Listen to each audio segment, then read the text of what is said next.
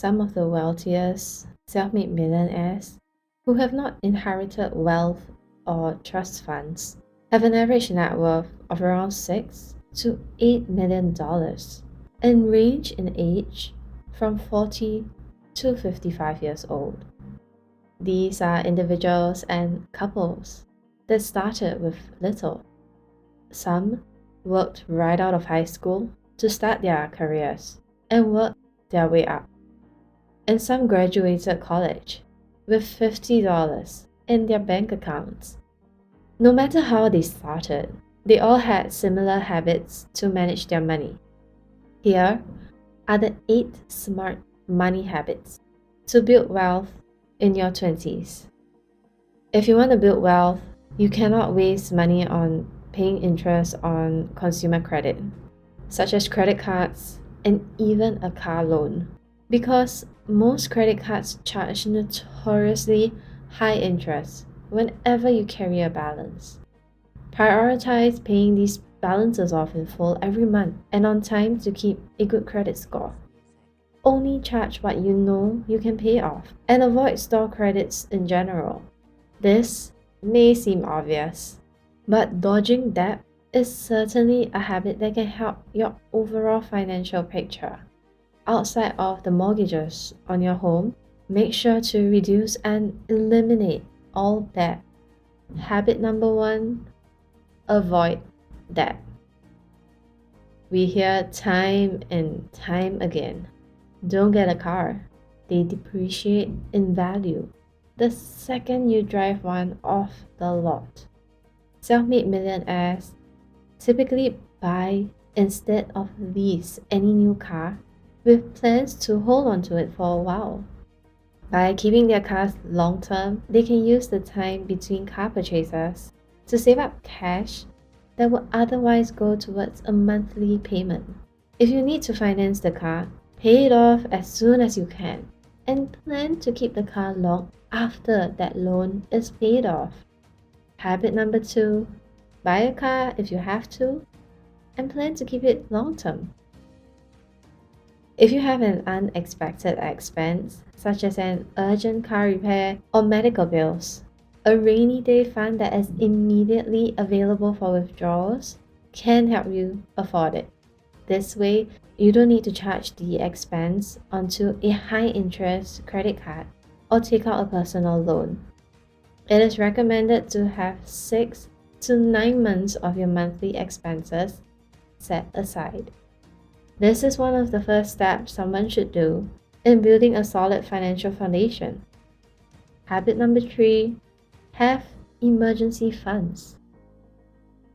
One of the biggest regrets that I have is not starting to invest earlier in my 20s. Once building up an emergency fund, it's important to have organized investment plans, whether it's in stocks, bonds, or exchange-traded funds. Setting up a monthly or bi-monthly automatic transfer of cash from your bank account into your investment account is a good way to ensure you remain disciplined in your investing. As a general rule of thumb, you should save at least roughly 20% of your income each month. This 20% goes toward your savings plans, emergency fund, retirement, and investments. How much you take out of your paycheck to invest depends heavily on your income and investment goals. But getting used to living without that 20% is a good start for both your savings and investments. Before you invest, make sure you know how much risk you can take on and the time frame for when you need the money. If you are in your 20s or 30s saving up for retirement, you can generally take on a little more risk in exchange for aggressive yields because you won't need your money for several decades if you plan to retire in your early 60s. For those who are in their 40s or 50s, their investment time frame for retiring is much shorter. Therefore, they are generally more reluctant to take on risk, so to better protect their money. Habit number 4, invest early. I remember the time when I saw my friend carrying a Gucci bag to school, and after that I kept thinking about purchasing a designer bag for myself. I wanted to look rich, like she did. Living beyond your means time and time again eventually catches up to you. It's only human to want to compare your life to others. But take another look at your lifestyle and budget. Focus on what's important for your own personal goals. So much money is wasted on constant upgrades these days and can cost you both money and lost opportunity. Habit number 5, only spend within your means. When you try to minimize the taxes you pay, this includes finding some element of tax savings in everything, from retirement plan investments to home mortgage interest, charitable contributions, and health savings accounts. Habit number 6, utilize tax deductions. Diversifying your investment portfolio with other assets, such as rental properties, can provide passive income. It's likely that the average person doesn't own multiple properties, but there are other rental opportunities that provide another source of passive income with little effort on your part. Some ideas include renting out a room in your house or apartment, or renting out your car while you're at work. You can also look into real estate investment trusts.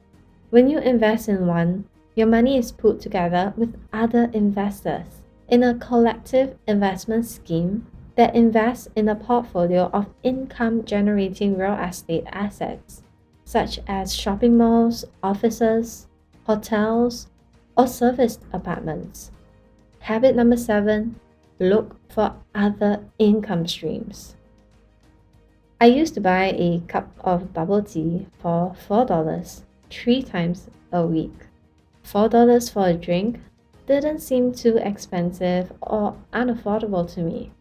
However, if we take this $4 multiplied by 3 times a week, multiplied by 52 weeks a year, this would result in $624 a year. This is more than a 2-way plane ticket from Singapore to Taiwan. It is important for us to track our expenses daily so that we can see where we are spending our money on, and we can learn to cut down on areas that are not necessary. Habit number 8, track your expenditure. And these are the 8 smart money habits to build wealth in your 20s.